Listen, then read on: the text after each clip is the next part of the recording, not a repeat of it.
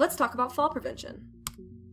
Today we will talk about why fall prevention is important, identify those who are at risk of falling, and discuss some factors that may increase the possibilities of a fall. At the end of this presentation, you will be able to identify the risk factors within your own home that may lead to a fall, outline some strategies to prevent unnecessary falls, and then you will be able to apply the information in order to reduce the risk of falls in your daily life. So first, let's discuss why fall prevention is so important. The obvious answer is that it can cause harm to oneself or to one's loved ones, but how often do you think about the possibility of falling? Furthermore, how seriously do you take this possibility into consideration? Falls can cause serious injuries, and in some cases, death. To put it into perspective, an older adult dies every 20 minutes due to falling. Additionally, falls result in more than 2.8 million injuries treated in emergency departments annually, including over 800,000 hospitalizations and more than 27,000 deaths. Of course, not all falls are deadly, but with any fall there's a risk of injury. Most of us have experienced tripping on an uneven sidewalk or have lost our balance while learning to ride a bike. Though you may have walked away with just a scrape or some minor bruising, some falls, though seemingly minor, can affect the rest of your life. Some of the common obstacles faced by those following a life-altering fall are an inability to participate in meaningful social activities and the loss of independence, not to mention the isolation, loneliness, depression, and anxiety that follows. And obviously, the overall pain following an accident can be debilitating. The good news is that you don't have to be a victim. The statistics mentioned earlier can seem pretty terrifying, but with knowledge and consideration, you can protect yourself and those around you from falling. The first step toward fall prevention is learning about who is most at risk. A life-changing fall can happen to anyone, but it doesn't have to happen to you. If you or a loved one are over the age of 65, the chances of a fall are increased by taking certain medications, especially ones which may alter one's state of mind, cause dizziness, weakness, or low blood pressure. Those who live alone are at risk, especially when they lack the strength and ability to rise after falling. Those with limited vision and certain medical conditions such as arthritis, Parkinson's disease, and dementia are also at a higher risk. Those with a history of falls are also likely to fall again. Whether you or your loved ones fit this description or not, being mindful can prevent unnecessary accidents. Falls are preventable, so let's start by taking a look for some of these risk factors within your own home. Risk factor number 1, unnecessary clutter on the floors.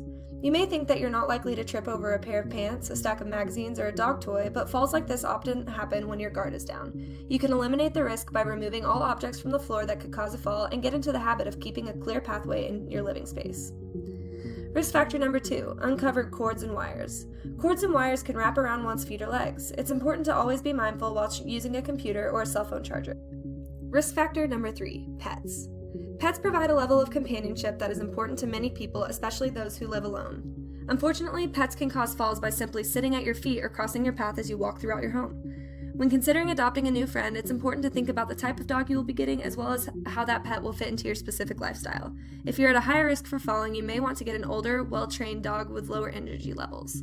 Additionally, training your dog not to jump on people, especially larger breeds, can help prevent falling. Another way to keep your dog from jumping up would be to ensure that the dog is getting enough exercise. Risk factor number 4, rugs.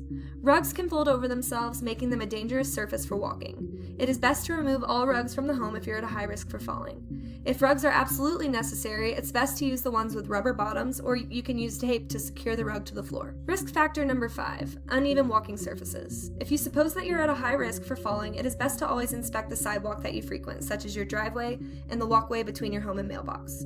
Grassy or rocky areas also make it more difficult to walk as they're naturally uneven. They may contain holes and depressions that may not be seen to the naked eye. Be extremely cautious in wet and icy conditions as well. Risk factor number 6, reaching for high objects. If you're at a high risk for falling, it is important that you place objects in areas that are easy for you to reach. When reaching for objects that are out of the way, utilize a step stool or ask for help. If neither are available, ask yourself, is it worth risking the possibility of a fall? Risk factor number 7, getting into and out of baths and showers. High bathtubs, wet floors, and rugs can make the bathroom an unsafe area to walk in. Avoid using a towel as a stepping surface as it can easily slip. Occupational therapists are experts in providing assessments and recommendations for making your home and environment safer. The American Occupational Therapy Association offers some extra safety tips to reduce the risk of falls within you or your loved one's home. First off, consider wearing a life alert bracelet or a necklace in case of a fall. Keep a phone with emergency phone numbers in every room so that you can call for help if needed. Utilize railings and grab bars in showers and other areas where falls are likely to occur, such as bathrooms, bathtubs, stairs, etc. Keep a light within reach of your bed. Consider using a nightlight to illuminate the walkway from your bed to the bathroom. Non-slip socks and rubber mats are simple solutions that make a huge difference.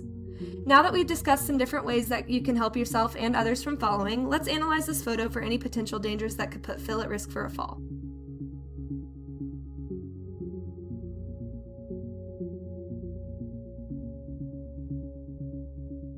Did you catch the cord tangled around his feet? Clutter in the walkway? The bunched up rug? What about the furniture blocking his walkway? All of these factors could lead to a very avoidable fall. Although some may seem obvious or may not seem like a real risk, it is better to be safe than sorry. Falls do not have to be a part of growing older. We hope that you have learned some valuable information that will help to keep yourself and your loved ones safe. If you would like to learn more information on this topic or are unsure of your likelihood of falling, talk to your therapist or doctor. They may provide you with some information about your condition or medication that you're taking that may increase your risk of falling. Lastly, remember to pay attention to your surroundings. If you apply these simple techniques, you will be able to make your home a safer and more inclusive space for yourself and others. Stay safe out there.